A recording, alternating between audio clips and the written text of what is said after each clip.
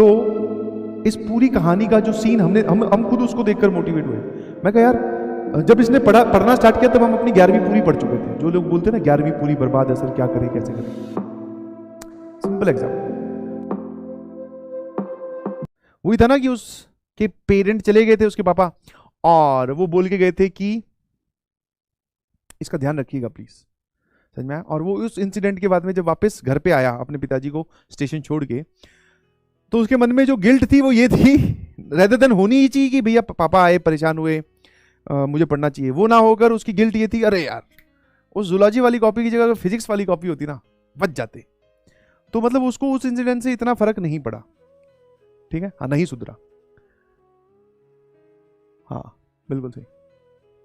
अब ये बातें आगे चली, उसके जो पेरेंट्स के फोन थे वो लैंडलॉर्ड के पास भी आते थे रेगुलरली, फिर वो चेक रखने लगे अपने बेटे पर कि भैया ये क्या कर रहा है, पढ़ रहा है कि नहीं पढ़ रहा है। तो उसने तब भी कोचिंग जाना नहीं शुरू किया, बट हाँ वो एक डर में कि हम लोग पापा आएंगे किसी दिन होमवर्क चेक करेंगे या नोट्स चेक करेंगे, तो नोट्स बनाने लग गया था। और वो नोट्स वाला काम भी ऐसा नहीं बड़ा एफिशिएंटली कि मतलब रोज बैठ रहा है 5 घंटे, नहीं जी, वो पूरे हफ्ते में कभी एक दिन 1 घंटे लेके बैठ गया, बोले लिख लेता हूँ कुछ 5-10 मिनट बाद में या 1 घंटे बाद में थोड़ा बहुत जितना लिखा गया वो ठीक है, उसके बाद में अपने टेबल से खड़ा होकर वापस वही काम। अच्छा उसकी जो दिनचर्या थी वो मैं आपको थोड़ी समझा दूं। वो पीजी से भी गायब रहता था, हॉस्टल से भी गायब, मतलब पीजी से गायब, कोचिंग तो जाता ही नहीं था। हम लोगों से भी उसकी मुलाकात इन एंड आउट होती थी, समझ में आया।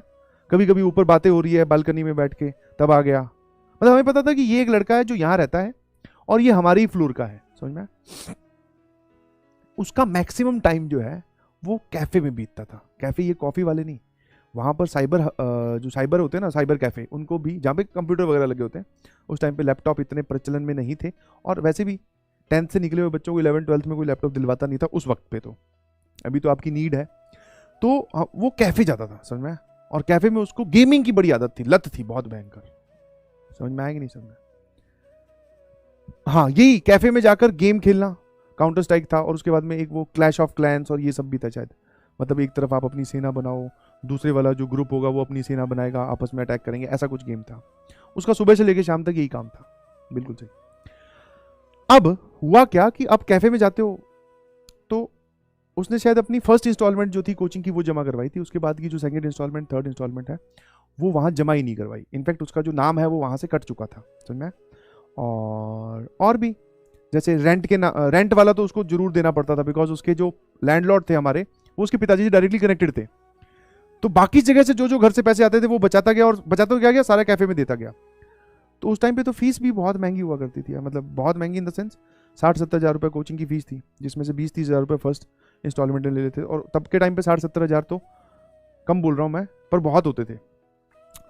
तो वो जितने भी टाइप के खर्चे होते थे सारे अपने बचाकर कैफे में लगाता था। खर्चे नहीं, मतलब ये तो चोरी होगी बेसिकली, फीस चुरा ली, ठीक है, हाँ है ना। अब हुआ क्या कि उसकी जो कैफे की, मतलब आप पूरे साल आपने इनिशियल अमाउंट पे किया, चलो वो आपने जो इंस्टॉलमेंट से चुराया था वो आपने कैफे वाले को दे दिया, बट उसका बिल भी तो रोज आता है ना, बिकॉज वो 1 घंटे के उस टाइम पे 20 रुपए लिया करता था। अब मान लो 10 घंटे भी बैठ रहा है तो 200 रुपए, तो भाई साहब एक अच्छा खासा बिल उसका बनता है। और दूसरा वो जो गेमिंग वाले लड़के होते हैं ना, ये एडिक्ट जिनको बोलते हैं आप, तो वो उस टेबल से उठते नहीं है, आपने देखा होगा, खाने पीने का भी ध्यान नहीं रखते।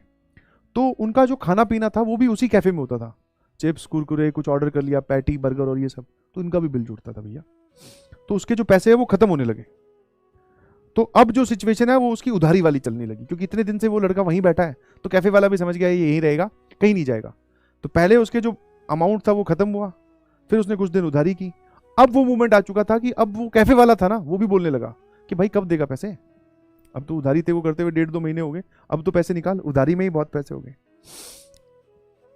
तो भैया उसने पहली जो हरकत की वो ये थी, वहां पर साइकिल जो है वो आए दिन चोरी हो जाती है। हाँ चोरी बहुत होती है साइकिलों का, आपकी साइकिल मैस के बाहर खड़ी है कोई और उठा लेगा, सिंपल सा तो एक वो जादू छल्ले वाला लॉक होता है, उसके जोर से मुक्का मारो तो खुल जाए। तो उसने क्या किया, इंटेंशनली अपनी साइकिल बेची। ये तो हमें बाद में पता चला, मैं आपको शुरू से ही बता रहा हूँ। इंटेंशनली गया और अपनी वो साइकिल बेची, समझ में आएगी नहीं समझ में, ठीक है। अब साइकिल बेची तो वहां से भी पैसे आ गए, जितने भी 1500-1600 रुपए बिकी, और घर पे फोन कर दिया कि मेरी साइकिल चोरी होगी, मुझे कोचिंग जाने में गड़बड़ होती है, तो मुझे एक नई साइकिल लेनी है, तो कुछ वहां से भी आ गए, ठीक है। तो एक छोटा मोटा अमाउंट उसने इकट्ठा कर दिया 3-4 हज़ार रुपए का, जो कि वो अपने कैफे वाले को दे आया फॉर द टाइम, कैफे वाले का मुंह बंद करने के लिए।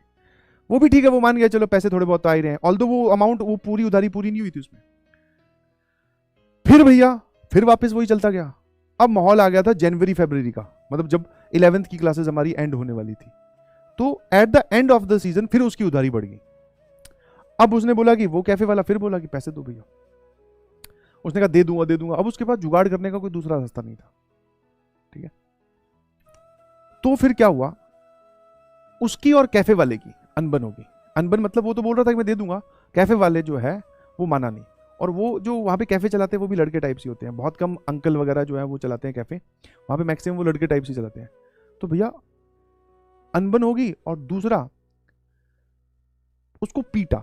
समझ में आया? अनबन जो है वो छोटी बात होती है, शायद किसी बात पर, इसी बात पर पैसे वैसे नहीं दे रहा था, उस पर बहुत पीटा, नहीं समझा है ना। और इतना पीटा कि मतलब नहीं पीटना चाहिए था, जा जा क्या पैसे की उधारी है यार। और जब वो वापस पीजी आया तब उसने हमें ये सारी कहानी बताई पीटने के बाद, और ज्यादा ही पीट रखा। मतलब ऐसे बोलते हैं ना, एक होता है पीटना और एक होता है बहुत ज्यादा, मतलब हालत ही खराब कर देना। काफी दिन तो उसने 2-3 दिन तो रेस्ट किया, 3-4 दिन बाद में अपने पेरेंट्स को बुलाया, नहीं समझे।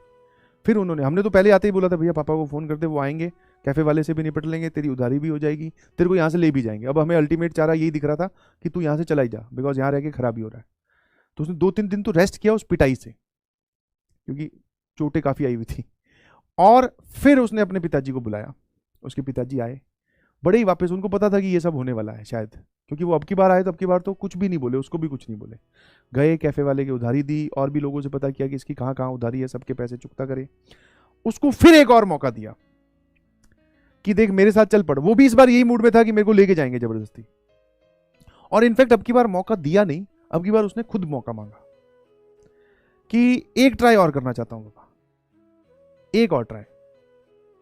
तो वही, वो उसके पापा ने इतना देख लिया था, बोले अब क्या होगा इससे ज्यादा क्या होगा। वो छोड़ के नहीं जाना चाहते थे, बट उसने मांगी एक, उसने खुद अपने पहले, मतलब अपने मुंह से पहली बार मांग रहा है कि मुझे पढ़ने के लिए एक मौका और दे दो, ठीक है।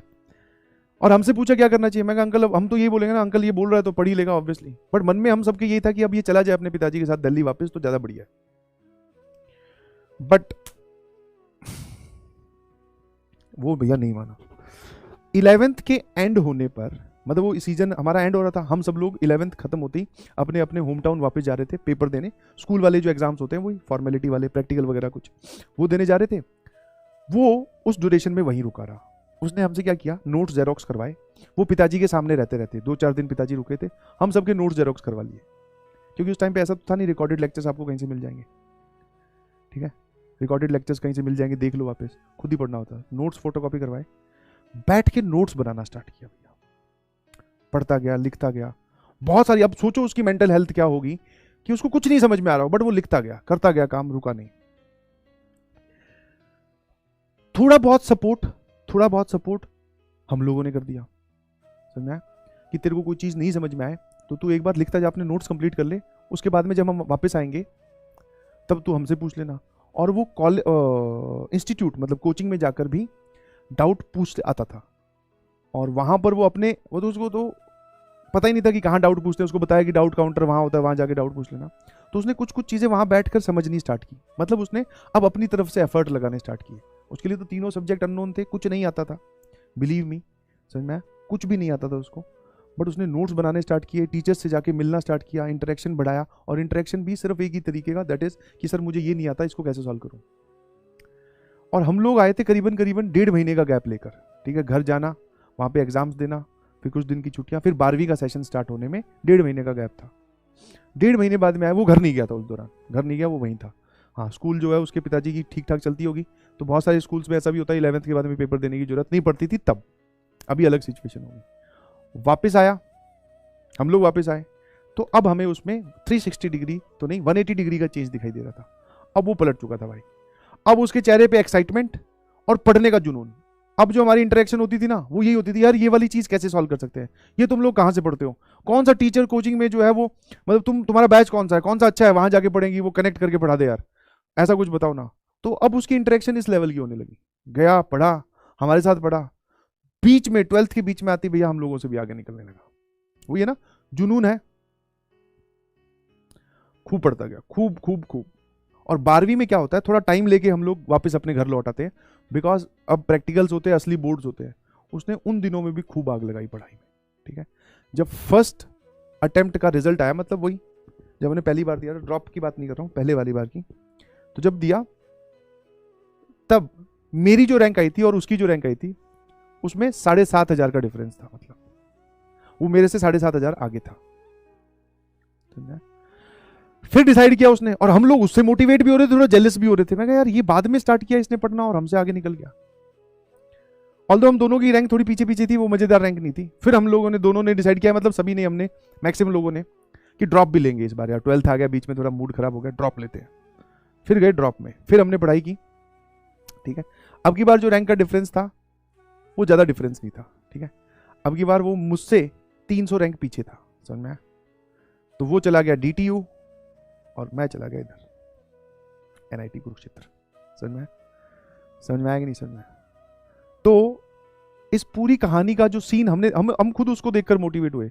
मैं कहा यार जब इसने पढ़ना स्टार्ट किया तब हम अपनी 11वीं पूरी पढ़ चुके थे। जो लोग बोलते हैं ना 11वीं पूरी बर्बाद है सर, क्या करें कैसे करें, सिंपल एग्जांपल। और इस पूरे में एक ही प्रकरण में यही था कि वही जो मैं आज आपको क्लास के लेक्चर के बीच में बोल रहा था कि बस अब चाहे जो हो जाए, वो वाली सिचुएशन आ गई थी। और उसके बाद में there is no turning back. उसके बाद इंसान आगे ही बढ़ता है, समझ में आ रहा है? There is no turning back, समझ में आया? तो मेरी आपसे अभी भी रिक्वेस्ट है, आपने बहुत पढ़ा है, 3 महीने अभी भी सफिशिएंट टाइम है, जान लगा दो पूरी। और इतनी जान लगाओ कि आपसे लोग पूछे कि यार तुम्हारी स्टोरी क्या है, तुमसे लोग मोटिवेट हो।